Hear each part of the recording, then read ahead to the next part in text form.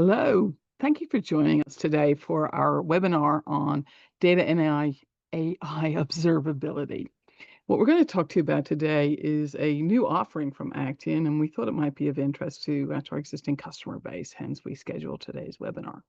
If we move on to the next slide, you'll see our two hosts. So myself, Emma McGrattan, I started my career at Actian 33 years ago this year. I started in the Ingress engineering team, and now I'm Actian's Chief Technology Officer. I have responsibility for Actian's engineering and product management organizations, as well as for defining the strategy for Actian moving forward. I'm joined today by Scarlett Whidbey. And Scarlett joined Actian in June of this year.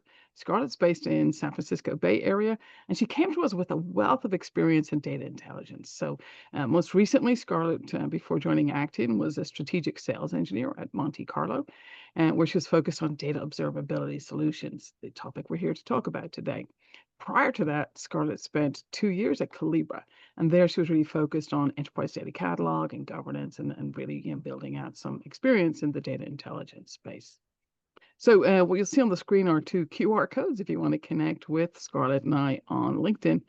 We'd love for you to do that. If we move to the next slide, I'll talk about today's agenda. So what we're going to address today are, starting off with, when we speak with our customers, what we hear consistently is that preparing AI-ready data is the biggest data challenge that they face today. We're then going to talk about data observability. What is it, and what role does it play in helping you to prepare for AI-ready data? And why did Actian build out the Actian Data Observability solution? And really to understand all of this and to crystallize the concepts that we're talking about, I really believe that seeing is believing. So Scarlett is here today to provide the demonstration, and we're going to spend quite a bit of time in the demonstration because that's really where the rubber meets the road. So if we move on to the next slide, maybe we'll jump to slide 5. Yeah, so as I mentioned, our customers tell us that preparing AI-ready data is the biggest challenge that they face. So anecdotally from Actian, that's what we hear a lot. But we're backing this up with statistics from 2 very credible sources. First is the MIT Technology Review. They found that 95% of the companies they surveyed are already using AI. Not really a big surprise. 99% expect to use it in the future. So only 1% of organizations, and I can't even imagine who they are not planning to use AI at all. So pretty much every organization, regardless of size and complexity of their environments, is planning to use AI either in the near term or in the near future. But very few organizations have really graduated beyond pilot projects, right? So what we see is 76% have deployed AI in 1 to 3 use cases. And I can think of 1 to 3 use cases in my organization, right? We're using Copilot as we're coding and we want to get some assistance. Certainly Copilot is a great tool that my engineers are using. It enables my good engineers to become great and my great engineers to become exceptional. So really a great, I guess it's a very great source of inspiration and making sure that we do things right and that we get some good ideas flowing in the coding process. We're also using AI for things like summarizing meetings, making sure that we capture all of the action items and make sure that they're followed through upon. And at Actian, and we've got chatbots on the website, right? So we can engage and answer some simple support questions using AI for that. So most organizations, as we say, 76% in this MIT survey have deployed AI in 1 to 3 use cases. What's staggering to me is that 50% expect to fully deploy AI within 2 years. It's shocking that they think they can go from 1 to 3 use cases this year to fully deployed AI within 2 years. And what that means is that this year is incredibly important in establishing strong foundations for our enterprise-wide AI, right? So we've got this year to get the foundations right. Next year, we're going to be rolling it out in production across all of the business functions. So that to me is quite a staggering statistic. That level of optimism that we can go from 1 to 3 use cases to fully deployed across the enterprise in a matter of 2 years is quite shocking to me. So we move on to the next slide. It's our next source of truth, and this comes from Gartner, right? So what we see from Gartner, again, another sobering statistic, because what Gartner is saying is that um, through 2026, more than 60% of AI projects are expected to fail. It's 1 in 3. And they're not expecting them to fail because of algorithms, but because the data foundations just aren't ready, right? So, when we think about it, even we have the most cutting edge models that we plan to use for our AI, if the data is incomplete or inconsistent, or maybe it's biased, maybe we don't have good governance practices, then the AI outcomes are going to be unreliable. There's not going to be any trust within those AI outcomes, and confidence is going to be eroded, and ultimately those projects will become abandoned. So AI success is all about making sure that we've got the right data foundations and that we're building AI ready data practices. So when we move on to the next slide, we'll talk about the 110-100 rule of shifting left, right? So the 110-100 rule of bad data, I should say, in shifting left. So let's make this very real, right? So let's imagine we're onboarding a new customer and we mistype the account number as we're onboarding this new customer. If we have a validation process that captures this as we're entering the information, right, we can think of it as a $1 problem, right? We catch it at the source, we fix it right away. It really is a matter of seconds. Think of this as our $1 cost.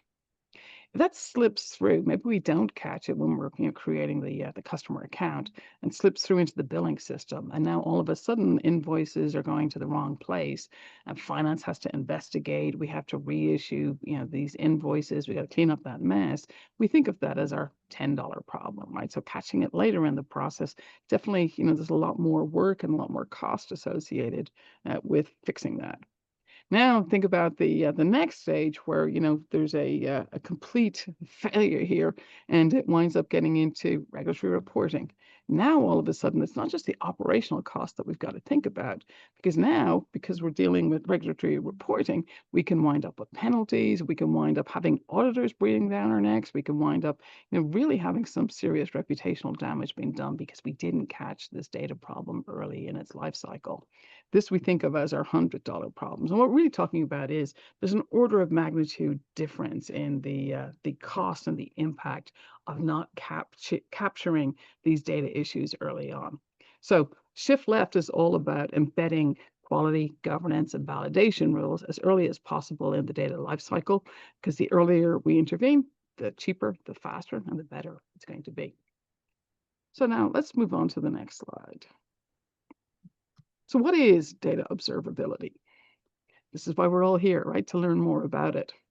So to me, when we're talking about AI-ready data, we really need to understand two concepts. One is data observability, and the other is data quality. So think of data observability as monitoring the health of your data pipelines. Data observability is going to answer questions like, how fresh is my data? Has the schema changed? Are the volumes consistent with what I've handled historically? Is the pipeline running? See, these are the types of questions that will be answered by observability. And we've got an example on the screen here, right? The volume of daily orders has dropped by 40% compared to the historical average. That to us is a very early warning sign that something upstream is broken. So that's what observability is all about. Data quality, on the other hand, is all about fitness for use of the data, right? So it's going to focus on the accuracy of the data, its consistency, its validity, the timeliness, how complete it is.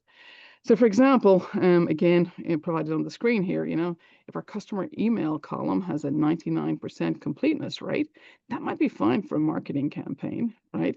But if I'm doing, billing, I need to know that those bills are going out to 100% of my customers. So in that case, 99% completeness wouldn't be appropriate or acceptable. So it really is a measure, data quality is a measure of whether the data itself can be trusted once it arrives. And these two work together, right? Data observability and data quality come together, and they help us to, make sure that the data is getting to the right place at the right time and that it can be trusted. With both in place, we can move beyond being reactive and fighting fires that 10 and 100 part of the data lifecycle chain, to actually identifying these problems early on, as early as possible, so the impact is minimalized, and then we can have confidence in our data, and that confidence in the data then means we can have more confidence in our AI outcomes. So the way I like to think of it is observability is like air traffic control, right? It's going to keep things in the air, keep things moving, identify any problems that may exist in scheduling and so on, and address them as early as possible. And data quality is more like aircraft maintenance, right? Making sure that all of the pieces are operating the way that they should. So let's move on to the next slide. Because when we talk about data observability, it's not a one and done project, right? Data observability is a cycle. And it starts with observation, right? So we're observing what's happening within our data pipelines. We then assess and measure the impact of any issues, right? Then we move on to remediate and fix.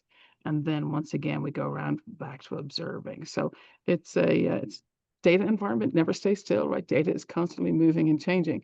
So our data observability process is a continuous process. And this continuous loop builds confidence in the data and helps us to identify, remediate, and fix problems early on. To the right-hand side here, we've identified the 5 pillars of data observability. So freshness is all about, is the data up to date? Are the pipelines delivering on time? And are the data sets arriving when expected? So think if you've got something like foreign exchange rates that are coming in, right? As you're transacting business, you want to make sure that the foreign exchange rates that you're using are up to date. So we've got to make sure that that pipeline is being kept up to date so that it's a real-time exchange rate that we're using. Data quality, data quality is checking for the completeness, the accuracy, the validity, consistency of the data. So we can make sure that data is not just present, but that it's trustworthy. The volume, and I talked earlier about, making sure that the volumes are in fact as anticipated, right? So if we were to see a sudden drop or sudden spike in record counts, it might signal that we've got some issues upstream. So keeping an eye on the data volumes will help us identify where we have breakage or some kind of a mismatch that's happening within the data environment. Next of all, we've got schema. So has the structure of the data changed, right? Have they added or removed columns? Is that going to have impact later on in the downstream system? So keeping an eye on schema changes is also important. And then lineage. And in this instance, we're talking here about pipeline health, right? So can we trace the data all the way from the source to the destination, see any issues that may have happened along the way? Are there transformations? Are there mappings that happen? And all of this is allowing us to look at what is the impact if we've got some issue with our pipeline health. So this is really how we are thinking of data observability and data quality in Actian today. And we believe they're fundamental in setting up success when it comes to AI. So we move on to the next slide, a little bit about Actian observability. So the Actian Data Observability solution is ML powered, right? And it provides for enterprise data quality and observability delivered as a complete solution. And the way we've designed this is to make sure that we are scanning and providing insights across all of the data ecosystem, regardless of how fragmented your data environment may be. We've built a solution that enables us to handle data technologies of various generations, and built it for the fact that we know that your data environments are constantly changing. There's an evolution that's happening at a pace that we've never seen before in the data world. So building a solution that allows us to keep up with that has been very important to us. So we've built this out so that we don't have to sample the data. We're actually, making sure of the quality of all of your data, because for one record to be wrong, right, could be catastrophic to your business environment. So important to us to sample all of it. The other thing that was very important to us is that our customers are very cost conscious, particularly in the rollout of AI, where cost containment can become a real issue. So we've built out a solution here that enables you to have predictability around the costs of keeping this system running. So if we move on to the next slide, we can talk about why you might choose to deploy Actian Data Observability. So if we look to the right-hand side here, number of things that's going to help us with, right? Are we going to see a break in our data pipeline? That could be quite catastrophic. If we're feeding data in from various sources and all of a sudden there's a break that might stop us transacting business. We may see data type changes, right? So it may be that previously we're dealing with numeric values, and all of a sudden, the data team has decided that they're going to change from a numeric to a character value. Now that can have impact on other systems that we're working with downstream. So really important that we're able to identify those data type changes and make sure that as we do so, that we understand exactly what impact it's going to have. Again, remediation as early in the cycle as we can. Then we've got changes to data definitions, right? Maybe we've changed, from ISO to ICD coding, right? Maybe we're changing how we're representing data or how we're interpreting data. Again, really important that we understand why that is being done. On the next set, we've got mapping issues, right? So maybe suddenly we've got an issue with how we're mapping data types between different systems. The example we're providing here is that maybe we've got our emails mixed up with phone numbers because we've added a column into a table and nobody told us, and all of a sudden, because we're basing the work that we're doing on the position of the column that we're dealing with, we've created a real mess for ourselves. So again, observability designed to address that. Regex pattern changes, right? Maybe we've changed from US to European formatted dates. So being able to handle dates and phone numbers and some of these things where we're going to use regex to make sure that we've got a standard formatting of the data. Again, we'll capture this with the observability solution. And then finally, business anomalies, right? So data that's way out of range. Maybe we've got 1,000 customers in the system, and all of a sudden we wound up with a customer ID that's starts with a billion, right? So we need to make sure that we're able to identify these business anomalies and limit the impact on doing business. So if we move on to the next slide, the way we think about Actian data observability is really about 4 key differentiators for us. So first off is Actian Observability has been built with an open architecture. So providing native support for open file formats like Iceberg and data lakes is really important for us. Being able to process everything from raw JSON files to curated tables, again, super important as a design point for building and delivering on Actian Data Observability. Second, no sampling, right? Really important. When you want to understand the quality of your data, it's really important that you do a full data scan. We've got customers in the healthcare space, right? Imagine they're looking at the results of a drug trial that they're working on, and they miss the fact that one patient in that trial had some catastrophic outcomes from that drug trial.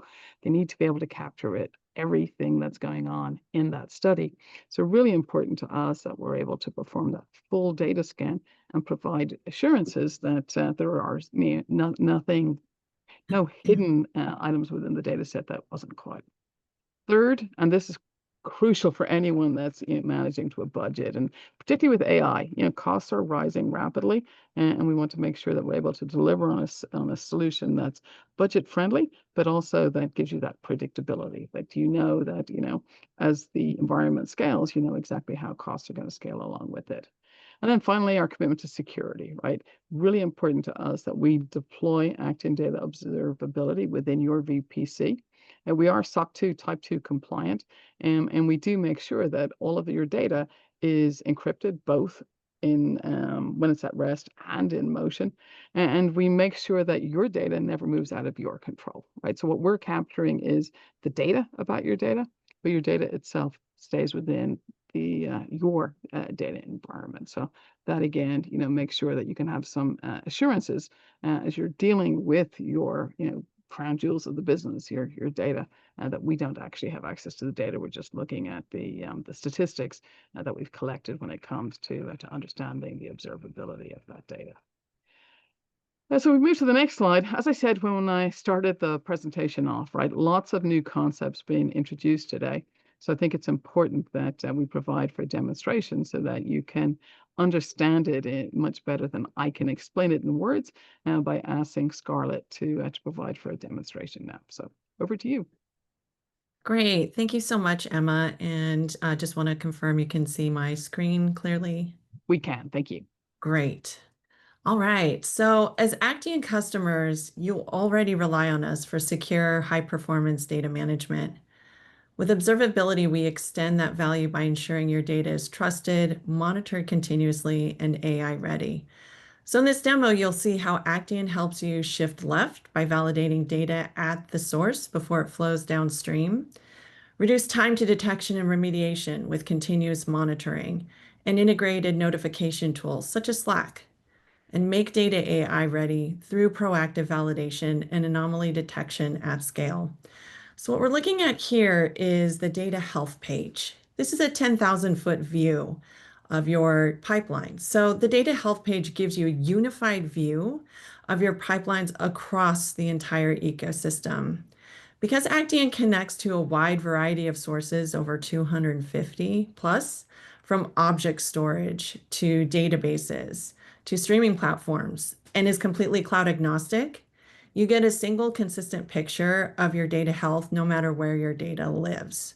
So what we're seeing here are detection time over the last 30 days, and we've segmented them by severity as well. If I want to just drill into a specific data source, in this case, we'll look at Google Cloud Storage.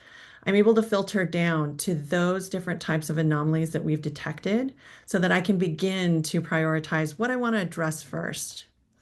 So within this detection section here, we're looking at things such as scope.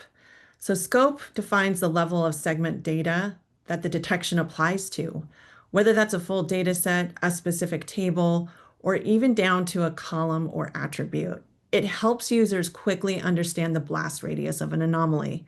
Is this a narrow issue affecting one field or a broader problem impacting an entire data set or a pipeline? So in other words, in practice, schema drift might have a table level scope, where a null spike, for example, might have a column level scope. We're also looking at the detection type. Is this a PII exposure? Is this a simple data quality rule? Do we have a correctness rule violation? And we'll drill into these examples in a minute here. And then finally, we're also looking at segments. So in Actian Data Observability, we let you monitor and compare quality across different slices of your data. So these can be things such as regions, business units, or customer groups. So you can focus on where issues have the greatest business impact. And if we think about this from a business leader perspective, the data health page is a dashboard of trust. At a glance, you can see which data sets are reliable, which ones are at risk, and whether SLAs are being met. It helps you answer questions such as, can I trust the KPIs in a dashboard I'm looking at? Or are compliance and PII policies being met? If you think about this from a data engineering perspective, this page acts like a control tower. Instead of chasing alerts across tools, you see all pipeline health in one place, your freshness checks, your schema changes, your null spikes. And that way you can prioritize issues based on impact, reducing both time to detection and time to remediation. So let's go ahead and see how Actian connects to your source systems to power this health view. And we'll start with object storage here. So taking a look, we see that we have different projects that are listed here. And projects in this asset tab, they basically act like curated data sets or of tables, rules that are grouped around specific business initiatives, domains, or pipelines.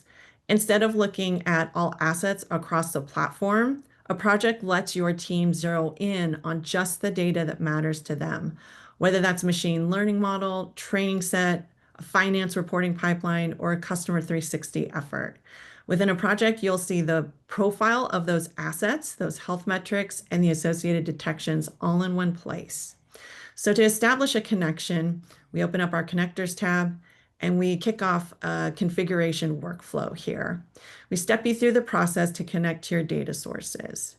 And as mentioned before, we run across Azure, AWS, GCP, so observability aligns with your existing cloud technology.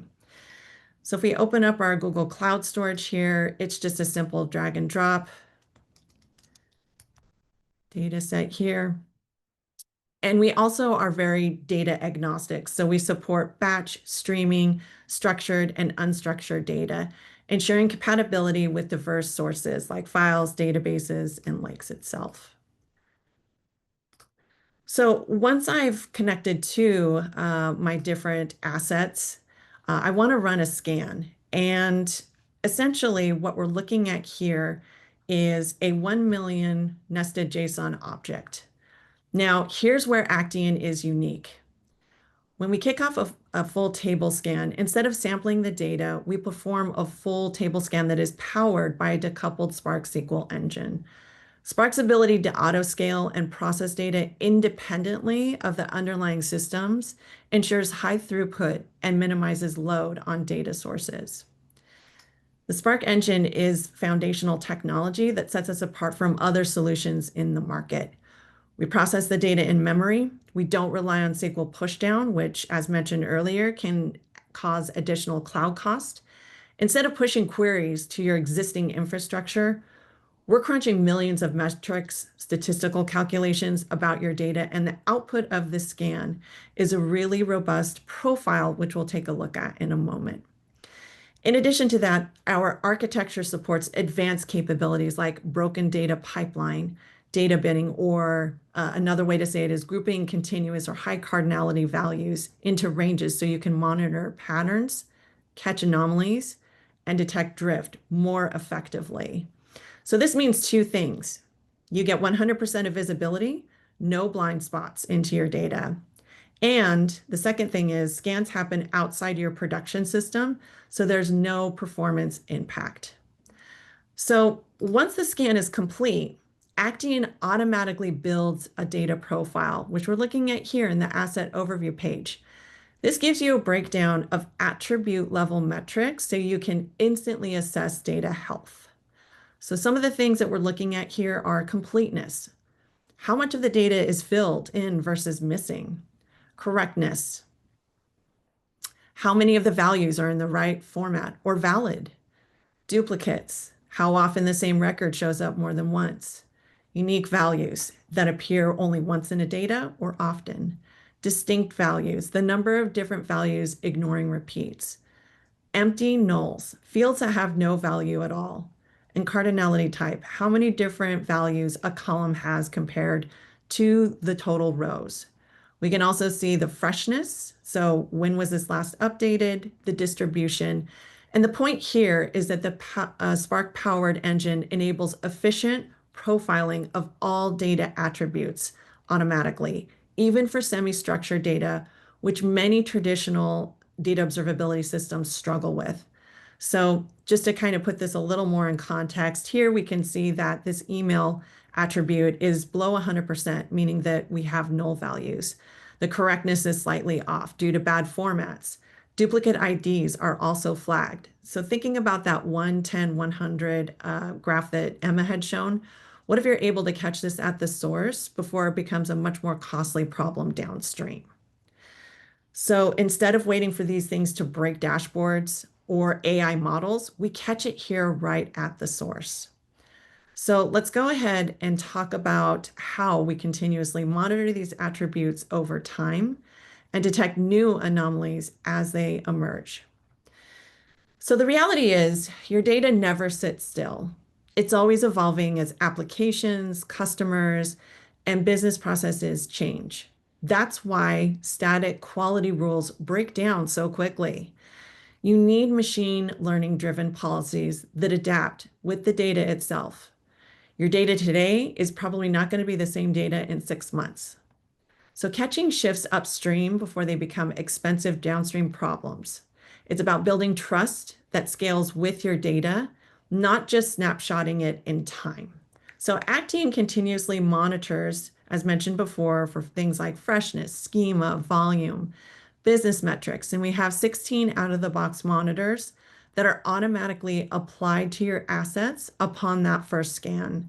So Actian's machine learning monitors learn patterns in your data automatically without requiring you to write custom rules. We analyze data with each scan to understand the normal distributions, changes in the data, relationships, and trends. Once the model is trained, it continuously checks incoming data in real time or batch. The out-of-the-box machine learning based monitors that you see here are represented with the blue check and shield. And this is for things like looking at structural changes to your data, latency in your data, etc. So as we kind of look through here, we can see, for example, that we have a correctness. So again, is the email format correct? If we're looking at a drift example, what is, has the data shifted compared to what the model learned? So for example, a customer ID always has 8 digits, but all of a sudden you start to see IDs with 6 digits or 12 digits. If we're talking about a freshness drift, the data arrived later than expected, or it stops updating at a normal frequency. An example might be your sales dashboard usually gets new transactions every hour. Suddenly, it only updates once every 6 hours. The numbers you're seeing because of that drift are inaccurate, impacting business decisions. Data difference. So the same data set doesn't match across systems when it should. An example of this might be in a CRM system, a customer record shows 5,000 active users. But further downstream in your reporting warehouse, the same customer record shows 4,800 active users, when in reality, those numbers should be the same. The automated checks provide value in a number of ways. If you're a data engineer, this saves time on monitoring and validating data sets. So the machine learning policies are automatically built and begin to scale, detecting anomalies, drift, and schema changes. So as an engineer, you're spending less time writing manual rules, and you can focus on pipeline improvements and catch data issues before they impact downstream systems. If you're a business leader, this is going to ensure enterprise-wide trust of your data and faster ROI. So this is going to reduce manual effort, minimize risk, and accelerate data-driven initiatives. So we have our out-of-the-box policies, but let's go ahead and take a look at a specific one here that I might want to add into my policy range. So a policy is made up of 3 parts. It's made up of metrics, so what you're measuring, the threshold, how you determine something becomes an anomaly. And there are 3 ways to set it, and I'll talk about those in a second here. And then an action, who should be notified when something goes wrong if the record doesn't meet that policy itself. So in this particular policy here, what we're looking at is, no nulls in first name attribute. So this is using one of our out-of-the-box monitors, completeness. And the completeness attribute is applied to that first name column. We also have additional metrics. We also have custom metrics, which I'll touch upon in a second here. But essentially, this is going to allow me to automatically apply what I want to measure, and I'm going to apply a detection type. So as I mentioned earlier, we have 3 different types of thresholds that can be set. So one is our machine learning based threshold. So this learns from patterns, data patterns. So I can set that and forget it. Acceptable drift percentage. So what is the percentage change between periods? Hard-coded ranges, so having explicit min max values. So if we take a look here, what we're noticing is that this drift range is set from -1 to 1, which means the system will trigger an alert if even a single null value appears. This way, the policy enforces strict quality and critical attributes right at the source. We also have additional custom monitors as well. So if we look at here, we can apply different data quality rules. So in this particular case here, what I'm looking at is I want to have a credit card type and a volume compliance rule. So I want to validate if credit cards match the accepted credit card type prefix, whether that be a Visa, MasterCard, Discover, etc. And I want to hard code this to a specific rule. Essentially, this is going to tell me, hey, over time, I want to track this particular metric as a part of a rule.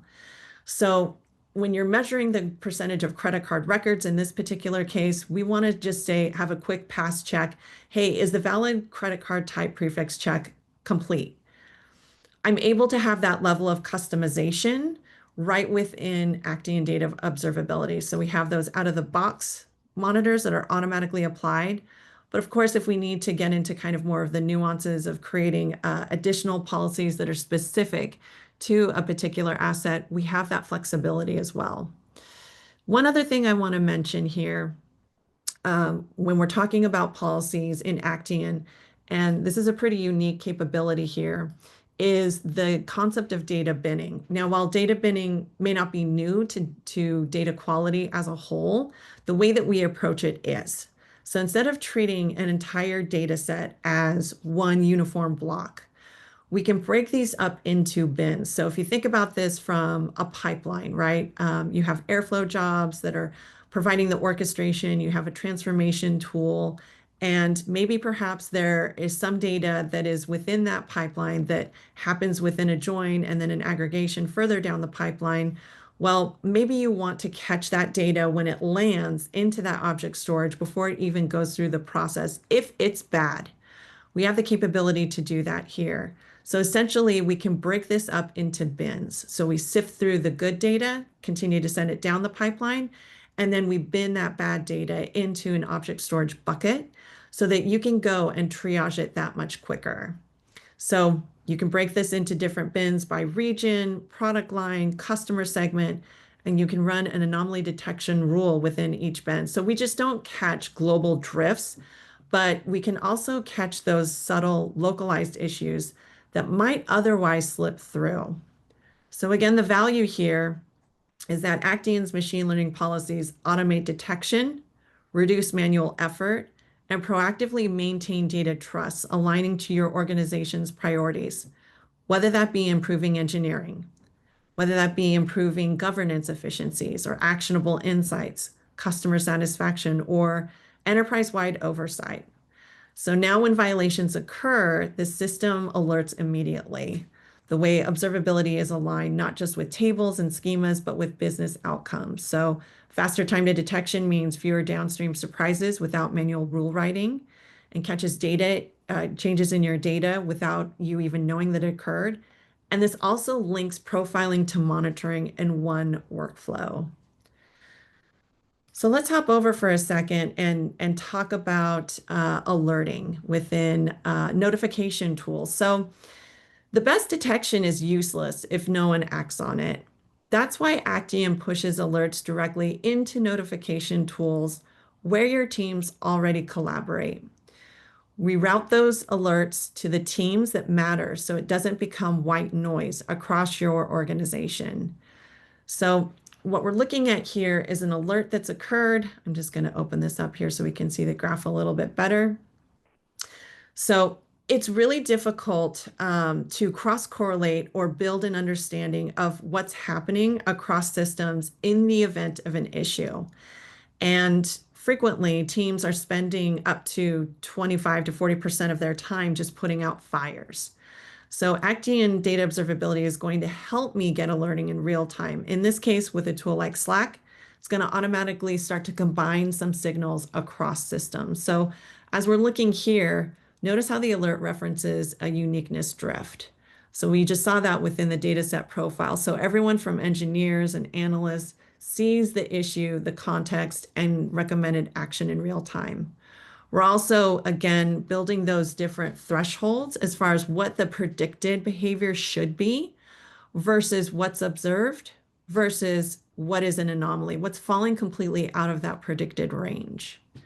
So we have that context. And then additionally, we have integrations with tools such as Jira that allow users to kick off remediation workflows. And this reduces triage cycles and cuts time to remediation from hours or days to minutes. So let's hop back over and talk through the last section here. So now you've received the Slack alert. Let's take a closer look in Actian by navigating to the Trends and Alerts section, where you can explore the underlying metrics, historical patterns, and any anomalies driving this notification. So the Trends and Alert tab allow you to analyze quality trends over time using a time series analysis graph.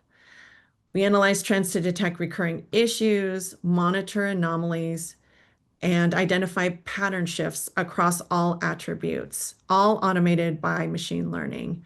So these little blue bars here indicate the data loads from which our algorithms adapt, while the red bars highlight identified anomalies and outliers.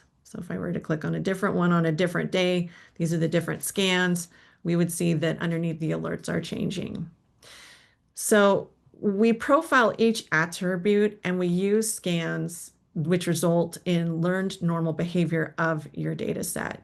Within that statistical baseline for every indicator across your segment, we also have those time windows and record distribution. Within the alert section here, we can begin to look across multiple scans categorized by different severity and the attributes to help you focus on your most critical issues. So you can see here we have a breakdown of the different alert types for this particular day, which was September 5th. And we'll start first with this data quality indicator. This is a specific metric or rule used to monitor, evaluate, and alert on the health of the data set or attributes.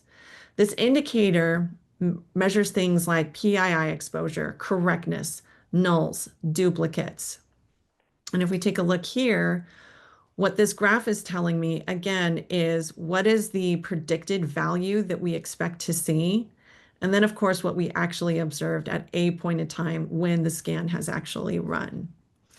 So this helps explain unexpected changes that may affect different quality issues.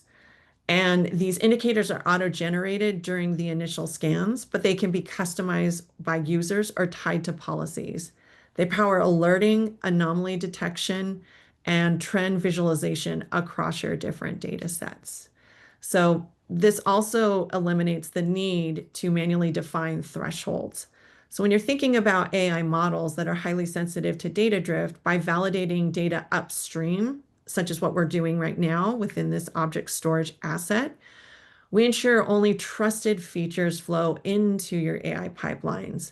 So the value for a data engineer is early visibility into freshness, volume, schema issues before they affect pipelines. For analysts, it builds confidence that the data they're working with is valid and up to date. And if you're a business leader, it's reliable insights and AI-ready data that drive those decision making. If we talk a little bit about the scope again, I mentioned that a little bit earlier in the demonstration, but again, this is the portion of your data that's being monitored or analyzed. To review, this is a specific data set, an attribute, or a segment. And it determines where we look for anomalies, trends, or quality issues. And if I go into my postal code here, I'm going to launch Investigator. And Investigator is really the interactive workspace that analysts, engineers, business users use to explore, diagnose, and resolve data observability issues once anomalies are detected. This provides root cause analysis, so it lets you drill into those anomalies for failed quality checks to check and see what fields or segments or records are causing the problem. It surfaces metadata distributions. It also defines trends and attribute level statistics. So you can compare good versus bad data. And it also has traceability.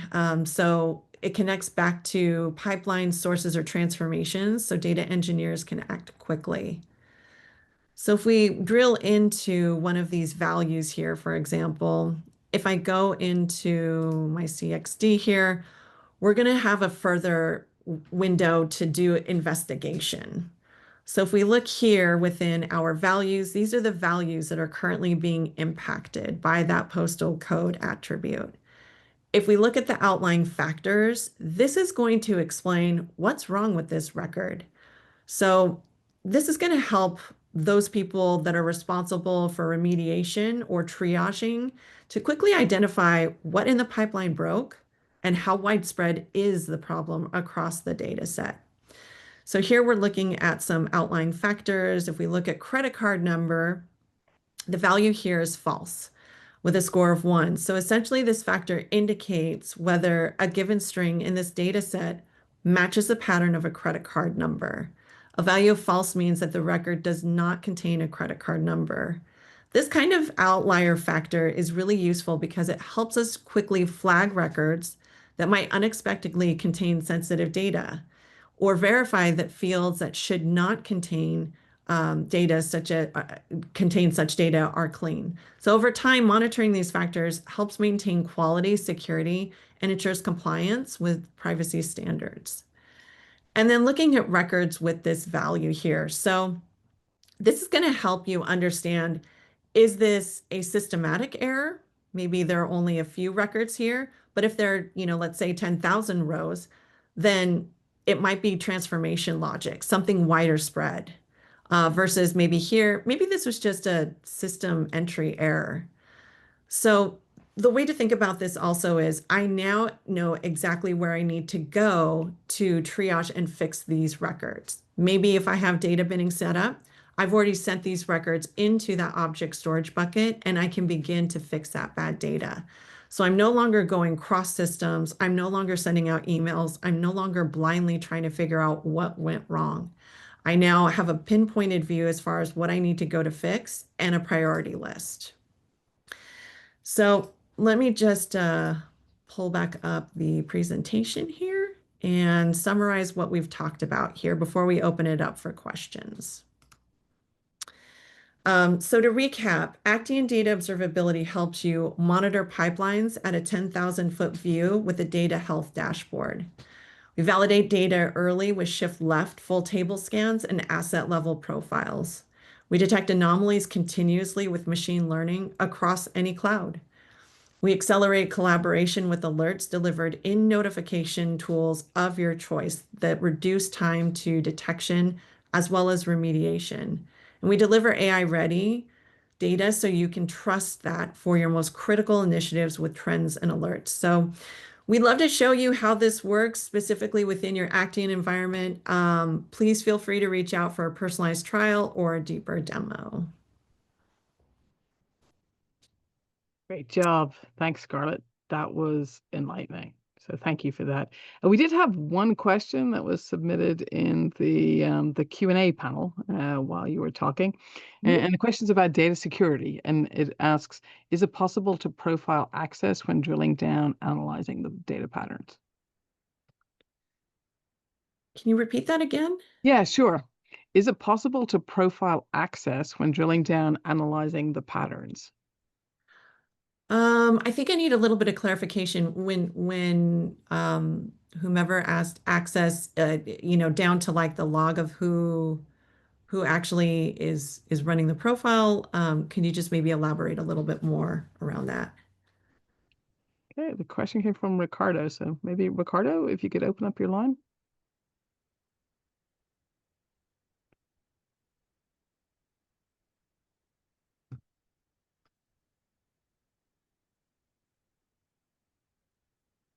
Oh, maybe not.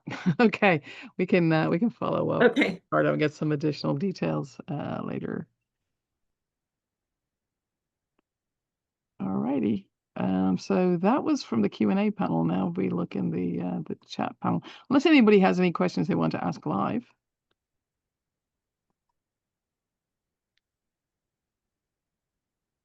Okay, so there are a couple of questions here. So, oops, sorry, just need to broaden the size of this because we have 3 questions. Okay, so your presentation highlights the difference between traditional data quality and data observability. How does shifting from data quality to observability change a team's daily workflow? Yeah, that's a really good question. So, with traditional data quality, what I hear is that it's always been about writing rules, running checks, and then firefighting when something breaks. It's reactive, and it often means analysts or engineers are spending half their day debugging pipelines. Observability flips that on its head. So instead of constantly chasing issues, teams get proactive signals. So anomalies, schema drifts, freshness problems delivered to them as it happens. So the workflow shifts from writing endless rules to triaging only what matters, to getting context about where it started and who this is impacting. So that change means teams spend less time playing defense and more time, delivering new data products, focusing on, what they were hired to do. to actually do their mission critical jobs. Great. Okay, next question from the chat. The no sampling approach is a big promise. Can you explain the technology that makes it possible to do full data scans without overwhelming our production systems? Sure. So the key is that Actian doesn't try to do heavy lifting inside your production systems. So we use a decoupled Spark SQL engine that runs outside of your transactional workloads. So we can scan every row and column without stealing cycles from your core database. And because Spark can scale elastically in AWS, Azure, GCP, you can run petabyte scale scans without bottlenecks. So that's how, we keep our promise of no sampling, but yet you get the full picture every time without introducing blind spots or surprises into your cloud bill. Great, thank you. So Ricardo has provided some additional detail. So what he says in the chat is his question was related to the fact that when analyzing the patterns, you drill down and you see the actual data. So is it possible to profile the access to that data so that not everyone can see the data? Oh, yes. Okay, got it. Yeah. We absolutely have our back from that perspective. So we can obfuscate data. We can essentially make sure that certain data maybe isn't even included with that initial scan. So yes, there are a variety of ways that we can ensure that only those folks that should be seeing the data actually see it, and those that do not, and maybe perhaps they only have access to the data health page itself, or maybe they only have access to certain parts of the environment to ensure that level of security. Great. Thanks, Scarlett, and thanks, Ricardo, for Yeah. providing the additional level of detail so we could get you Yes, a thank live you. answer. So appreciate that. I didn't realize that all of the lines are muted, so only the panelists can speak today. So my mistake there. All right, next question came in through Q&A as well. So can data observability find PII exposure in a REST query? For example, if a social security number is contained in the REST query string, can data observability detect that?